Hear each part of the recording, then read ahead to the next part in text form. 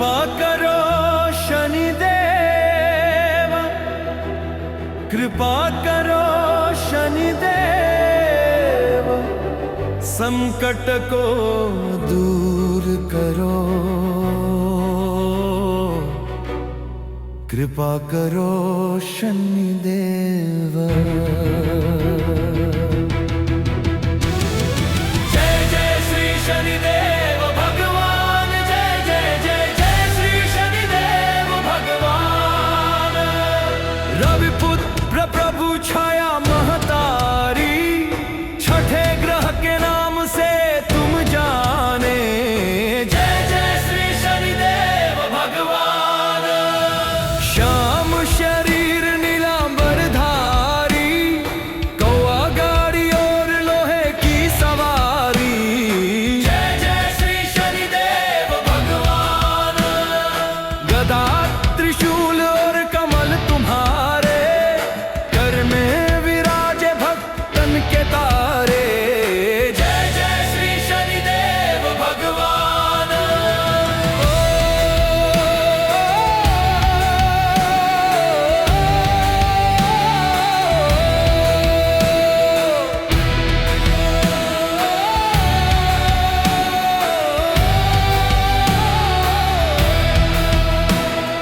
भक्त करे जब सच्चे मन से, दर्श तुम्हारा पावे जन से।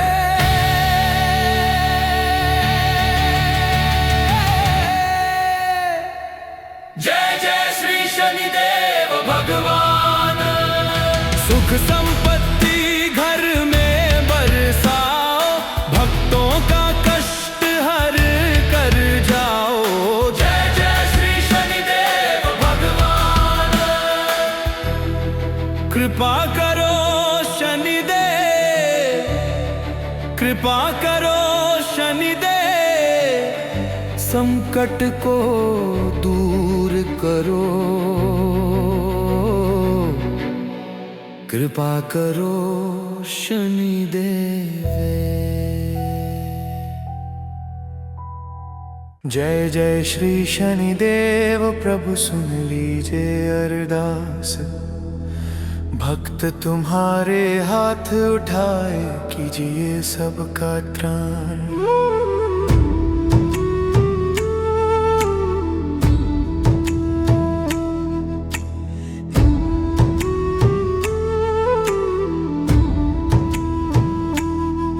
रवि तनय प्रभु श्याम स्वरूपा, नीलांबर है धारी। गदा त्रिशूल कर में शोभा, करुणा सदा तुम्हारी। नीलवन तनु कर में गदा, शनिदेव दयालु। भक्त के हित संकट हरते, त्राता पालनहारी। शनिवार का दिन विशेष है, पूजे जन जन आज। तिल का तेल चढ़ा कर देखो, हो जाए कष्ट नाश। ग्राम नगर और राजमहल में नाम तुम्हारा गाया, जपने से ही संकट टलते, दुख का बादल छाया। नृप हो चाहे रंक गरीबन, सब पर दृष्टि समान। न्याय करता कहे तुम्हें, जग दुष्ट करे संहार। जो पथ भ्रष्ट हुआ जगत में, उसको राह दिखाते। धर्मार्ग पर चलने वाले तुमको प्रिय लग जाते। तेल अभिषेक करे शनिवारे, दीप जले दरबारे। श्रद्धा से जो नाम पुकारे, दुख हरते उस नारे। भूत प्रेत पिशाच निकट ना पावे प्रभु, तुम्हारे स्मरण मात्र से ही सब डर जाए दूर। कौआ तुम्हारा वाहन मानी, उड़ता नभ में जाए। जग को देता नीति की सीख, अन्याय ना सह पाए। लोहे से प्रिय तुम्हें सभी शनि पूजा में लाते। दान करे जो लोहे तिल का जीवन मंगल पाते। जब करूं मैं नाम तुम्हारा संकट सब हर जाओ। रोग क्लेश संताप मिटाकर सुख संपत्ति बरसाओ। भक्तों के दुख दूर करो तुम रहो सदा संग साथ। तेरे नाम बिना ना मिलते जीवन को विश्राम। वाणी मन और तन से जो भी शनि प्रभु को ध्यावे। भव सागर से तर जाए वो मोक्ष धाम को पावे। न्याय तुम्हारा कठोर सभी पर सत्य का तुम साथी। जो भी पाप करे जीवन में उसको दंड दिलाते। सच्चे मन से पुकारूं प्रभु दर्शन दो एक बार। कठिन घड़ी में बनो सहारा खोलो भाग्य द्वार। मां छाया से जन्म तुम्हारा सूर्य पिता महान। दुनिया जाने रवि के नंदन धरती पर वरदान। सिंहासन पर विराजे शनि देव मुकुट सिर पर छाया। तेरे चरण कमल की सेवा मन हर्षित हो जाए। सद्गति देना भक्त सभी को यही तुझसे याचना। तेरे चरणों में प्रभु हमारा जीवन हो अर्पणा। कर्म करो तो फल मिलेगा यह शिक्षा तुम्हारी। जो भी पथ से भटके जन को राह दिखाए सारी। जय जय श्री शनिदेव भगवान मंगल करण तुम्हारे। भक्त तुम्हारे गान करे सब दुख हर लो संसार के।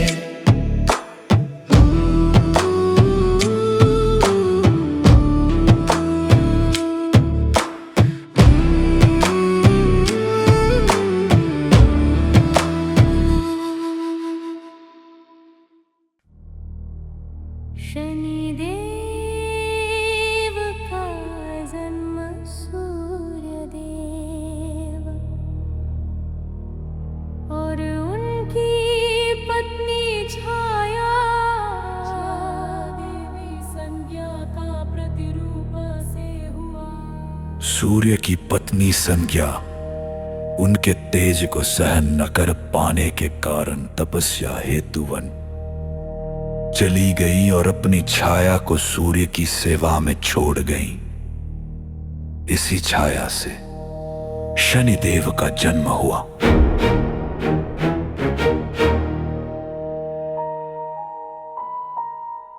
जब शनि गर्भ में थे तब उनकी माता छाया ने अत्यंत कठोर तप किया और केवल भगवान शिव का ध्यान किया। परिणाम स्वरूप शनि का जन्म गहरे काले रंग और गंभीर स्वरूप में हुआ। जब शनि का जन्म हुआ और उन्होंने बाल्यावस्था में ही अपनी दृष्टि सूर्य पर डाली तो सूर्य देव का प्रकाश फीका हो गया। इससे सूर्य नाराज हुए और उन्होंने शनि को अपशकुन समझा। लेकिन मां छाया ने कहा कि शनि का स्वरूप तपस्या और शिव कृपा से बना है। वे अत्यंत शक्तिशाली होंगे। बचपन से ही शनि ने कठोर तप किया और भगवान शिव की घोर आराधना की। शिव ने प्रसन्न होकर उन्हें यह वरदान दिया, तुम न्यायाधीश कहलाओगे। जो जैसा कर्म करेगा तुम उसे वैसा ही फल दोगे। तुम्हारी दृष्टि से कोई बच नहीं पाएगा। इस प्रकार शनिदेव कर्म फलदाता देवता बने। शनिदेव का वर्ण गहरा नीला श्याम है। वे लोहे का कवच पहनते हैं, हाथों में गदा त्रिशूल धनुष बाण और वरद मुद्रा रहती है। वाहन काला घोड़ा गिद्ध या कौवा माना जाता है। वे धीरे धीरे चलने वाले ग्रह हैं और इनकी चाल को अत्यंत प्रभावशाली कहा गया है। शनि की दृष्टि को तीक्ष्ण और कठोर माना जाता है। जो पापी होता है उसे उनके प्रभाव में दंड और कष्ट मिलते हैं। जो धर्मी होता है उसे उनके प्रभाव से सफलता और राज सुख मिलता है। उनकी सबसे प्रसिद्ध अधारणा है सारे साथी भैया, साथी सारे साथी भैया, साथी सारे साथी कारे साथी कारे साथी भैया। इन समयों में मनुष्य को उसके कर्मों के अनुसार फल मिलता है। एक समय देवताओं और ग्रहों में विवाद हुआ कि कौन सबसे श्रेष्ठ है। यह निर्णय राजा विक्रमादित्य पर छोड़ा गया। राजा ने सूर्य को सबसे ऊंचा और शनि को सबसे नीचे स्थान दिया। शनिदेव ने इसे अपमान माना और विक्रमादित्य को 7.5 का दंड दिया। राजा ने उस समय भीषण कष्ट झेले, उनका राज्य छिन गया। दर दर भटकना पड़ा, अपमान सहना पड़ा। अंततः जब उनका समय पूरा हुआ, शनि ने कृपा कर उन्हें पुनः राज सुख दिया। यह कथा सिद्ध करती है कि शनिदेव न्याय प्रिय है और उनके प्रभाव से कोई भी बच नहीं सकता। त्रेता युग में राहन ने सभी ग्रहों को कैद कर लिया ताकि वे उसके पुत्र के जन्म समय उसे अजय बना दे। रावण ने शनिदेव को भी बांध कर रखा। जब हनुमान जी लंका पहुंचे तो उन्होंने शनिदेव को मुक्त किया। शनिदेव ने हनुमान जी को आशीर्वाद दिया कि जो तुम्हारी पूजा करेगा उसे मेरी कठोर दृष्टि का भय नहीं रहेगा। एक और कथा है कि शनिदेव ने हनुमान जी की भक्ति की परीक्षा ली। हनुमान जी ने शनिदेव को अपनी पूंछ में बांध लिया और लंका भर घुमाया। शनिदेव को पीड़ा हुई और उन्होंने प्रार्थना की कि वे हनुमान भक्तों को कभी कष्ट नहीं देंगे। इसलिए आज भी कहा जाता है, शनि दोष से मुक्ति पाने के लिए हनुमान जी की पूजा करनी चाहिए। शनिवार का दिन शनिदेव की पूजा के लिए शुभ है। मुख्य उपाय काले तिल तेल उड़द वाले काटाए पर रच के पूजते के तेल गति पड़ चलाना। शनि मंथन में जाओ कर Shani तरना। Hnuman Jayesa Shani Skotur Muhammadan Tuya Jatana Swastri Funumar Lahibala। उन्हें देवभो सर गौर कहा जाता है, पर वे केवल नार कृषा। हे पापी बुलंद धरनी बू वरदान दे दे। एने मिश्योर सिखे किछले वल कलाल कर्मों के सारे ही फल प्रदान तन तिजे। निर्वास्तरुने धर्म न्याय और कर्म के लक्षण है। निर्वास्तरुने धर्म न्याय और कर्म के लक्षण है। निर्वास्तरुने धर्म न्याय और कर्म के लक्षण है।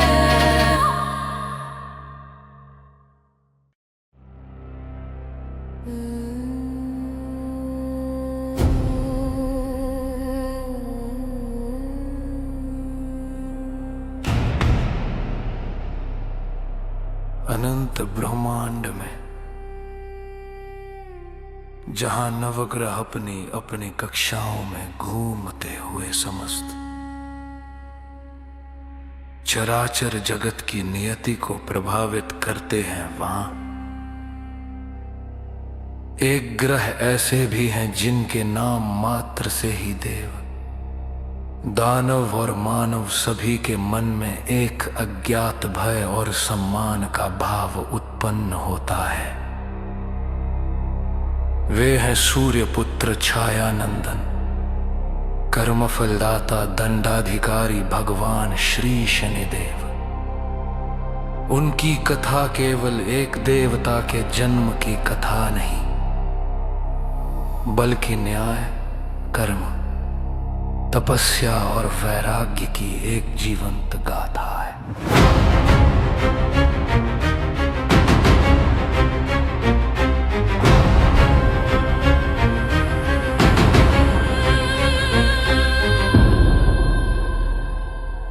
जन्म से पूर्व की पृष्ठभूमि संज्ञा का संताप और छाया का सृजन।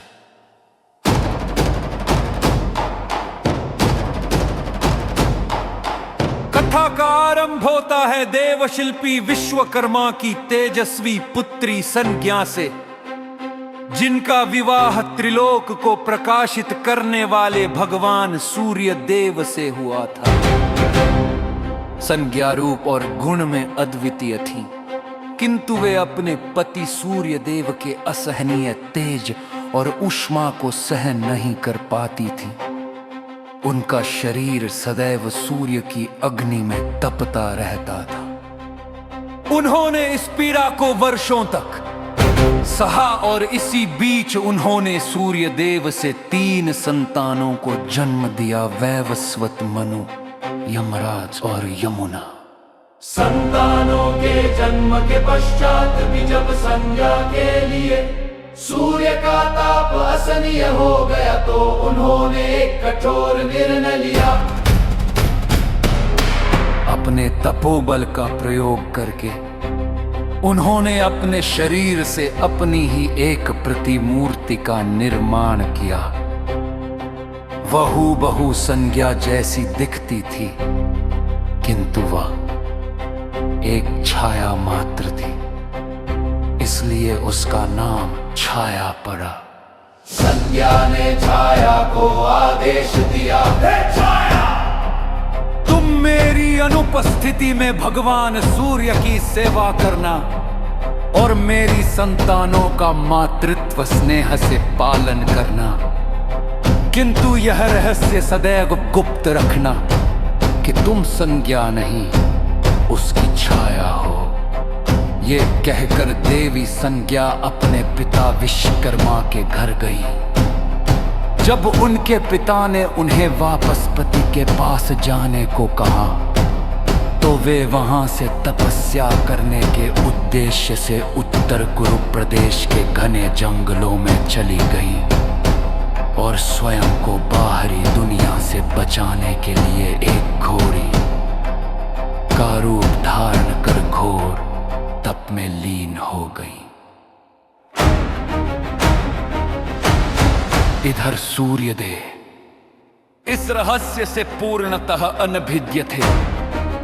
वे छाया को ही संज्ञा मानकर उनके साथ अपना दांपत्य जीवन व्यतीत करने लगे। छाया ने भी अपने वचन का पालन करते हुए सूर्यदेव की सेवा और उनकी संतानों का पालन पोषण पूरी निष्ठा से किया। भाग चले निष्ठा से किया, भाग चले निष्ठा से किया, भाग चले निष्ठा से किया, भाग चले निष्ठा से किया, भाग चले निष्ठा से किया। भाग शनिदेव का गर्भकाल और जन्म तपस्या की अग्नि में तपा जन्म। कुछ समय बाद देवी छाया सूर्यदेव से गर्भवती हुई। जब शनिदेव उनके गर्भ में थे, तब छाया ने भगवान शिव को प्रसन्न करने के लिए एक अत्यंत कठोर तपस्या आरंभ की। वे दिन रात कड़ी धूप, मूसलाधार वर्षा और कड़कड़ाती ठंड की परवाह किए बिना भूखी प्यासी रहकर भगवान शिव के ध्यान में मग्न रहती थी। सूर्यदेव का प्रचंड तेज और उनकी स्वयं की तपस्या की घोर अग्नि, इन दोनों का प्रभाव उनके गर्भ में पल रही संतान पर पड़ रहा था। इस कारण गर्भ में ही शनिदेव का वर्ण श्याम हो गया। वे अपनी माता की तपस्या के सार और सूर्य के तेज के दिव्य मिश्रण से एक असाधारण सत्ता के रूप में विकसित हो रहे थे। जब प्रसव का समय आया और शनिदेव का जन्म हुआ तो उनके कृष्ण वर्ण को देखकर सूर्यदेव स्तब्ध रह गए। उनका अहंकार आहत हो गया। वे क्रोध में भरकर छाया से बोले, यह असंभव है। मैं जो स्वर्ण की भांति दीप्यमान हूं, मेरा पुत्र वैसा कृष्ण वर्णी कैसे हो सकता है? शायद उनमें निश्चय मेरा साथ कोई छल किया है। यह मेरा पुत्र नहीं है। पिता द्वारा अपने ही संतान का पैसा घोर तिरस्कार और हल्क जनेगी प्रथम वृष्टि ब्रह्मांड का स्तंभन। गदा के मुख से अपनी वृष्टि का पांसा अपमान और अपनी माता पर तलसालगान छप समकर नवजात शनिदेव के आंखों ने त्रोगी की चाल कडप थी और होनी धीरे से अपने आंखें खोली और अपने फक्र पश के अपने गदा सूर्य देव पर ताले।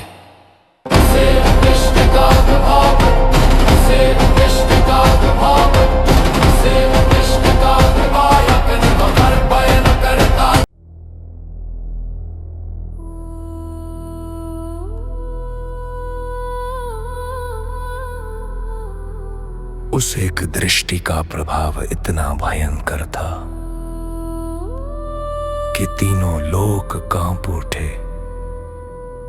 जिस सूर्य के तेज से समस्त जगत प्रकाशित होता था,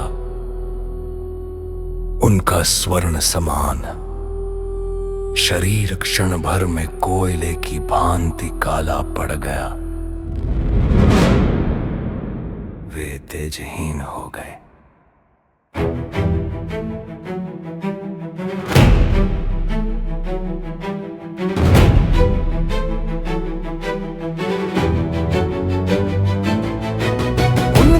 रथ को खींचने वाले 7 शक्तिशाली अश्वपाशान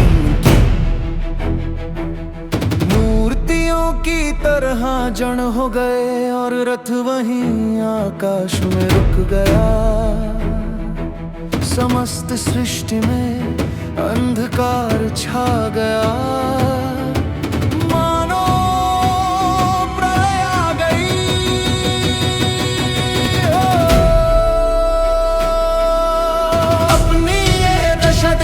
कर सूर्यदेव भयभीत हो गए और सहायता के लिए भगवान शिव का आह्वान करने लगे। उनकी पुकार सुनकर भगवान महादेव वहां प्रकट हुए।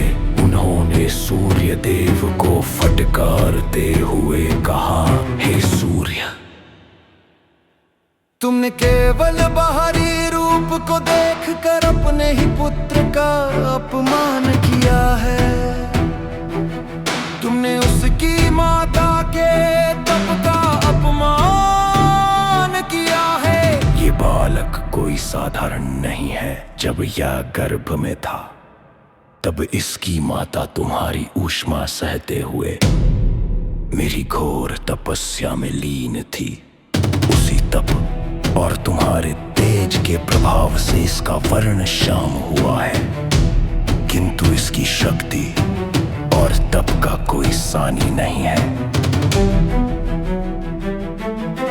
भगवान शिव के वचन सुनकर सूर्यदेव को अपनी भूल का एहसास हुआ। उन्होंने पश्चाताप करते हुए भगवान शिव और पुत्र शनि से क्षमा याचना की।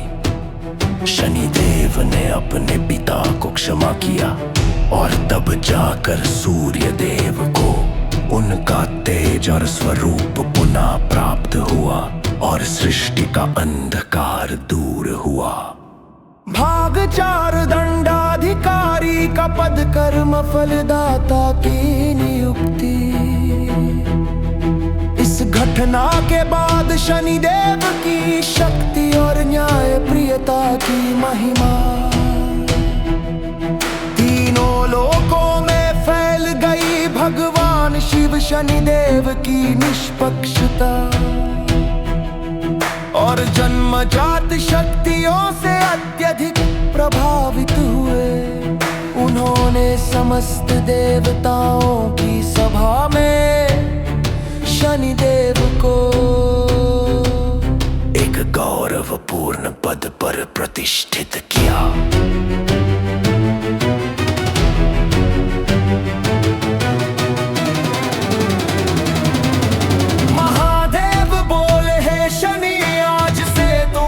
ग्रहों में न्यायाधीश के पद पर आसीन होगे। तुम्हारा कार्य होगा संसार के सभी प्राणियों को, चाहे वे देवता हो, दानव हो या मनुष्य, उनके कर्मों के अनुसार बिना किसी भेदभाव के फल प्रदान करना।